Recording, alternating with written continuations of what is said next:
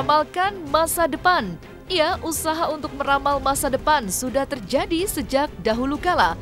Peramal-peramal tersohor dipercaya terbukti kebenarannya di masa yang akan mendatang. Ada yang percaya, ada yang menganggap kebetulan. Namun tak sedikit yang percaya setelah ramalan para peramal akhirnya terbukti menjadi kenyataan. Di Nusantara sebut saja ramalan Jayabaya yang hingga kini masih disegani karena dikatakan terbukti ramalannya. Selain itu ada juga peramal Mama Loren yang ramalannya sering terjadi di kemudian hari. Sehingga banyak publik selalu tercengang dan menantikan ramalannya, terkhusus di penghujung akhir tahun. Di luar negeri tak kalah mencengangkan ada ramalan suku Maya yang cukup sensasional. Dan masih banyak peramal-peramal yang di kemudian hari ternyata ramalannya menjadi kenyataan dan tidak meleset. Dan kini yang menjadi fenomenal adalah prediksi ramalan dari Mbak Yu yang dikatakannya pada tanggal 21 November 2020 silam di depan media.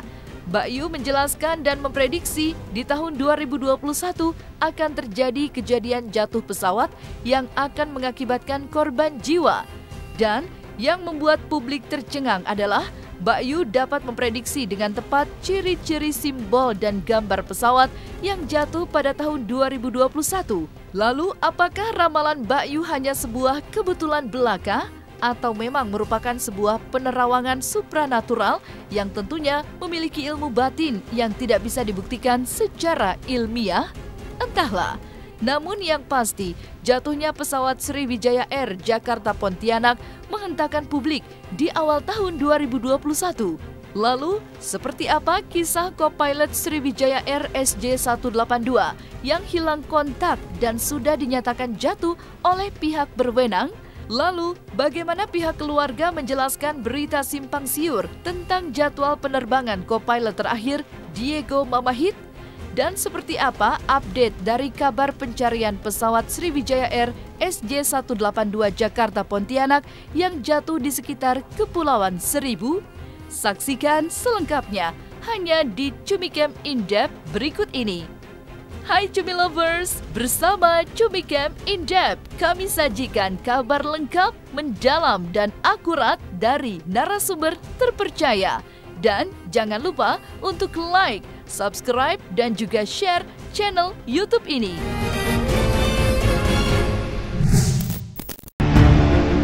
Meramalkan kejadian di masa yang akan datang tentu sudah dari zaman dahulu manusia telah melakukannya. Untuk mengetahui apa yang akan terjadi di masa yang akan mendatang, tentu saja banyak yang tercengang dengan sebagian peramal yang ternyata di kemudian hari ramalannya terbukti dan nyaris menjadi kenyataan. Setelah terjadi jatuhnya pesawat Sriwijaya Air SJ182 Jakarta Pontianak yang jatuh di sekitar Kepulauan Seribu, akhirnya publik tercengang dengan salah satu penerawangan ahli supranatural, Mbak Yu. Bagaimana tidak? Pada tanggal 21 November 2020 silam, Mbak Yu menggelar konferensi pers dan menyatakan serta menceritakan apa yang akan terjadi pada tahun 2021 mendatang. Dan yang membuat publik tercengang dan merinding adalah bagaimana Mbak Yu telah meramalkan dan menerawang akan ada kejadian pesawat terbang yang jatuh serta memakan korban jiwa dan sangat tepat menggambarkan logo serta warna gambar yang diramalkan. Tak pelak, banyak sebagian kalangan mencocokkan ramalannya yang diucapkan pada bulan November 2020 lalu dan nyaris mendekati kenyataan dengan apa yang terjadi saat ini. Tentunya dengan tidak mengurangi rasa duka yang mendalam bagi keluarga korban yang hingga kini masih mendoakan agar keluarga masih selamat, sehat walafiat.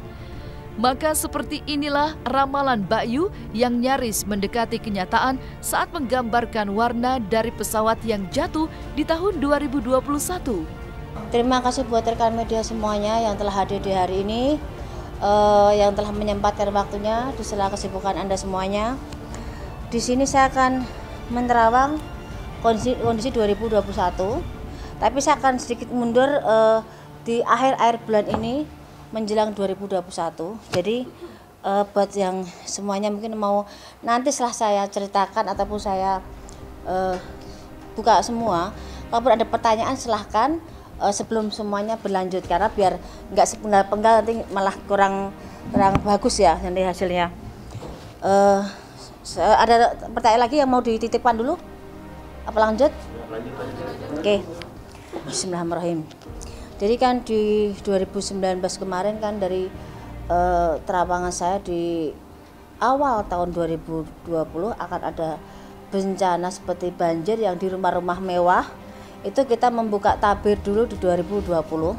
Tapi di 2019 kan sudah ada masalah utang piutang artis yang jadi permasalahan. Cuman ada beberapa hal yang memang ini tinggal nunggu waktu.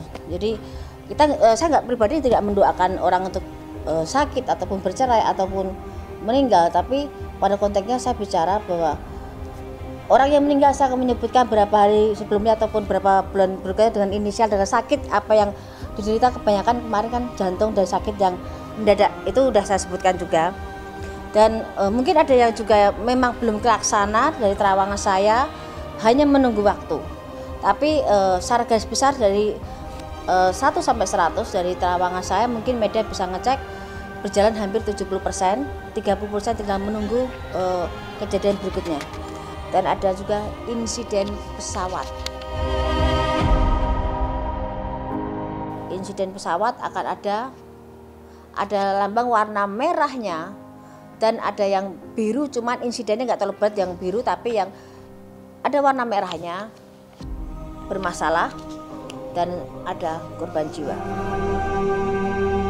Menurut Mbak Yu, sudah banyak ramalan-ramalan yang pada akhirnya menjadi kenyataan. Bagi pihak yang tidak percaya, tentu akan menyatakan hanyalah kebetulan. Namun bagi yang percaya, ramalan Mbak Yu merupakan sebuah tindakan penerawangan melalui mata batin yang tentu membutuhkan ilmu kebatinan yang tidak dapat dijangkau dengan metode ilmiah. Dan sekali lagi, Mbak Yu kembali menjelaskan penerawangan dan ramalan yang akan terjadi di tahun 2021. Dan Mbak Yu memberitahukannya di akhir tahun 2020 silam. Lalu seperti apa ramalan-ramalan yang membuat merinding bagi yang mendengarkan? Benarkah di tahun 2017 lalu sebenarnya juga Mbak Yu sudah meramalkan akan terjadi pandemi corona? Berikut hasil penerawangan mata batin dari Mbak Yu. Dan fenomena alam nanti akan ada seperti langit itu seperti terbelah, tapi warnanya memang sangat aneh dan menakutkan.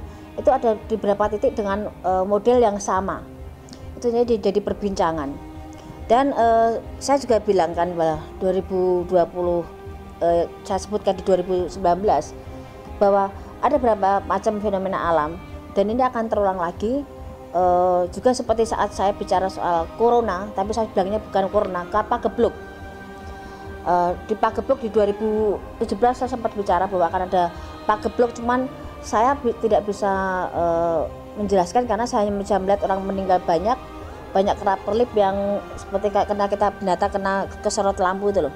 Yang masih saya jadi kekhawatiran adalah gempa dan gunung meletus, juga perpindahan air laut ke darat dan pergeseran tanah yang akan membuka batasnya itu jadi hilang semua batas.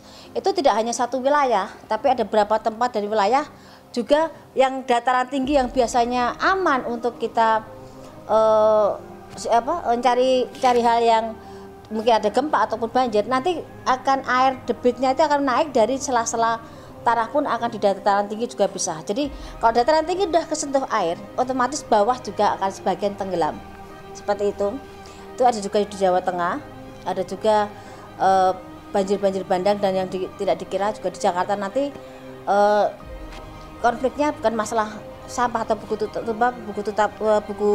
ditutup dan dibukanya debit air, tapi memang dari pori-pori tanah sendiri memang sudah tidak memadai dan tidak bisa ditanggulangi karena memang akan meluap air dari posisi dataran atau tempat yang bagus sekalipun seperti pemakaman yang sangat mewah, itu pun akan juga terendam air sebagian. Di akhir tahun ini dan awal tahun 2001 bencana alam akan meraja. Jadi dari gunung yang erupsi akhirnya meletus ada di beberapa tempat dan banyak yang tidak bisa keluar dari zona begitu tebalnya debu tersebut, dan gunung yang sudah tidak aktif pun akan mengeluarkan erupsi, dan itu juga tidak satu tempat. Tempat yang kita biasa wisata, ada berapa inisial B juga, itu juga akan bermasalah dengan adanya gempa dan gunung erupsi. Terus perpindahan air laut tiap tahunnya memang ada debit perpindahan, tapi ini semacam saya pernah sebutkan di 2020 kemarin, bulan kemarin, bahwa akan ada perpindahan air laut ke darat, istilah saya berskala, dalam arti tahap 1, tahap 2, tahap 3. Kadang kecil, kadang besar, kadang-kadang sedang, tapi yang jadi masalah nanti begitu sedang, tapi diwarnai dengan adanya tambahan bencana seperti gempa. Setelah ramalan Mbak Yu tentang jatuhnya pesawat dengan menggambarkan warna dan logo yang jatuh dengan sangat mendekati kenyataan, dan juga Mbak Yu juga meramalkan akan terjadi bencana alam yang sangat menyedihkan, maka Mbak Yu pun meramalkan bahwa akan ada skandal-skandal di dunia hiburan yang juga akan terjadi pada tahun 2021. Lalu seperti apa ramalannya mengenai konflik, skandal, dan kasus yang mampu membuat publik tercengang? Berikut prediksinya yang akan terjadi di dunia hiburan tanah air di tahun 2021. Terus ada artis persahabatan terjaring narkoba, tapi dia adalah salah satu mungkin bahasa kasarnya mereka tuh jual beli narkoba, dan itu dimulai dari satu keluarga menjalar ke persahabatan dan merebak kemana-mana. Itu akan tertangkap di daerah Jakarta, tapi memang salah satunya bukan orang Jakarta, tapi memang mereka public figure, dan persahabatan itu menjadi suatu komitmen untuk mereka jual beli hal yang tidak baik itu.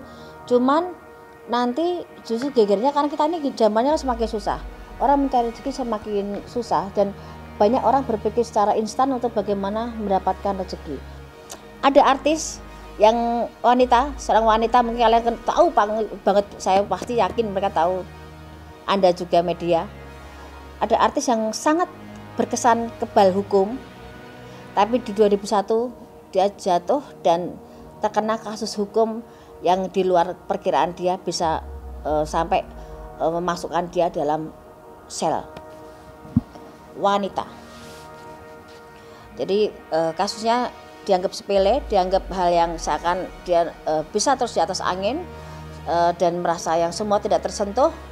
Tapi di 2001 sehebat-hebatnya orang, beliau kena masuk dan kena kasus, dan sempat masuk sel agak berapa lama, dan akan terbongkar background siapa di balik itu semuanya. Tak cukup sampai meramalkan pesawat yang jatuh di tahun 2021 dan telah mendekati kenyataan hasil penerawangannya, serta akan adanya bencana alam, dan telah memprediksi jauh-jauh hari dengan adanya pandemi corona yang menggegerkan seluruh dunia. Mbak Yu kembali memprediksi dan meramalkan kematian selebriti yang terjadi di tahun 2021. Selain itu, di tahun 2021, Mbak Yu meramalkan akan ada perselingkuhan yang membuat publik terhenyak, karena yang melakukan perselingkuhan tersebut dikenal sangat baik perilakunya di tengah masyarakat. Berikut hasil penerawangan Mbak Yu. Yang kesekian lagi saya sebutkan, ada pelawak, ada huruf O-nya meninggal. Ya, pelawak udah senior, ada huruf O-nya meninggal. Dan artis yang dianggap alim yang sebagian saya sebutkan di 2020 itu akan ada Anda jumpai di sana nanti. Kasus selingkuh dengan istri orang. Ini akan melebar. Dan skandal seks atau artis, pejabat, dan beberapa public figure akan terungkap, satu yang bikin heboh. Dari sekian yang saya sebutkan, saya tidak bisa menyebutkan, tapi yang jelas dia ada huruf S-nya. Ada juga artis muda, artis yang muda yang jadi pujaan banyak orang, meninggal karena overdosis. Artis muda meninggal, ada hurufnya S, tapi ada juga di belakangnya ada M-nya juga. Jadi saya sebutkan huruf panjang, ada S-nya, ada M-nya juga. Jadi ada yang overdosis juga, dan karena kebiasaan yang dia lakukan. Jadi ini saya sebutkan tadi ada sekian terawangan, tapi yang saya khawatirkan saat ini lebih urgent adalah soal bencana alam. Hati-hati semuanya. Dan ketika pesawat Sriwijaya Air jatuh di daerah Kepulauan Seribu dan hingga kini masih belum jelas dengan para penumpang dan awak pesawat, cerita menyedihkan dan memilukan datang dari keluarga penumpang Sriwijaya Air SJ182 yang menangis serta masih berharap-harap cemas agar keluarga yang sangat mereka cintai dan menjadi penumpang Sriwijaya Air SJ182 dapat selamat. Ayah saya Tony Ismail, ibu saya Rahmawati, adik saya Ratih Indania yang videonya viral. Yang video itu mas, yang mas nganterin itu di bandara. Oh. Dadah, kami pulang dulu ya. Iya Dengan benar yang adik bilang saya. begitu. Itu mas yang videonya. Mas. Iya. Dadah. Ceritanya orang tua saya itu lagi liburan ke Bandung karena saya emang tinggalnya di Bandung. Sudah 3 minggu kurang lebih, nah mereka pulanglah di tanggal 9 ini. Maka di dalam pesawat itu ada orang tua saya, ada bapak saya, ada ibu saya, ada adik saya, terus ada ponakan saya, 2 orang. Nah itu jadwal pulangnya hari Sabtu. Qadarullah digeser ke jam 1.30. Saya sendiri yang nganter. Saya nganter ke bandara, check-in kan, bagasi dan segala macam. Sudah selesai, beliau, orang tua saya tinggal masuk ke dalam. Qadarullah kita dapat info, saya dapat info jam 4 bahwa pesawatnya hilang kontak, lost kontak. Setelah itu langsung saya ke Bandara Soekarno-Hatta, langsung sudah ada tulisan posko krisis, ya ternyata dipastikan ya pesawatnya jatuh. Kejadian hal aneh nggak sih waktu nganterin ke bandara atau ada firasat?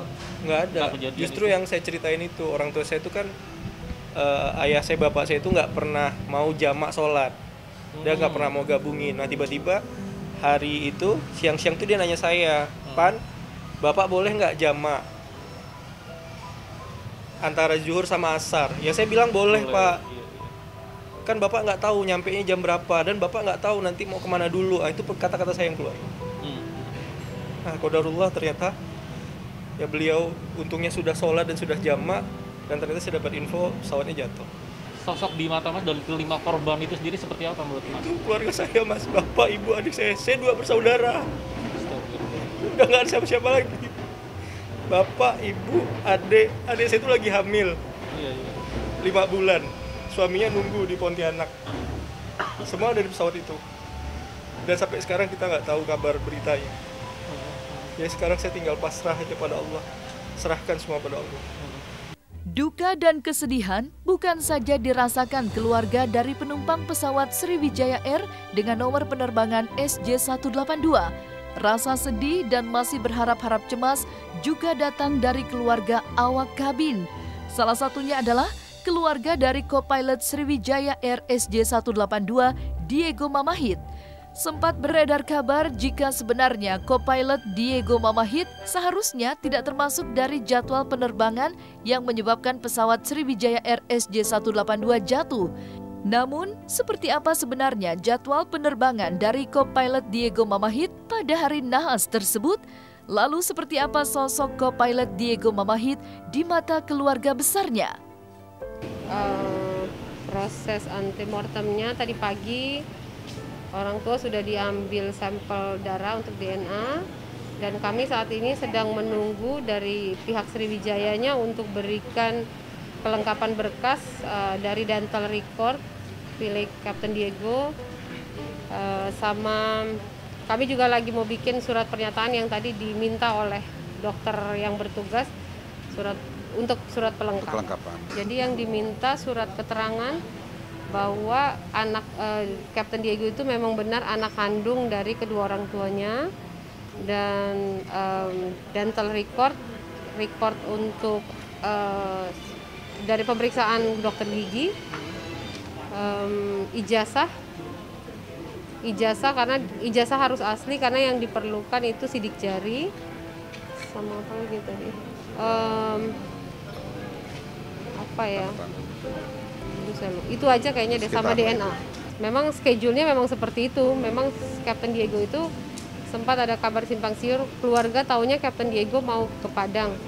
Memang betul setelah kami minta keterangan dari pihak Sriwijaya betul ke Padang, tapi sebelum ke Padang ke Pontianak dulu. Jadi memang tidak ada perubahan jadwal.